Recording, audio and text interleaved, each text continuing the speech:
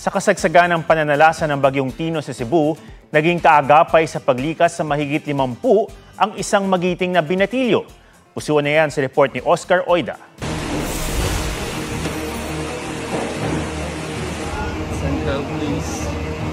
Sa gitna ng rumaragasang baha sa Barangay Hubay, Liloan, Cebu. Daging sandigan ng 15 anyos na si J-Boy Magdadaro.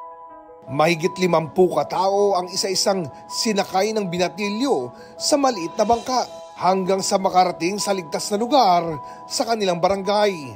Mula umaga hanggang hapon, hindi ininda ni J-Boy ang pagod o takot.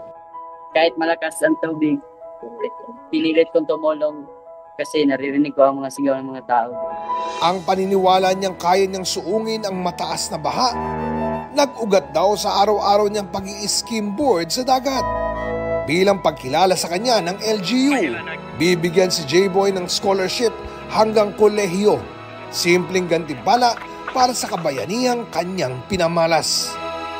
Oscar Oida, nagbabalita para sa GMA Integrated News.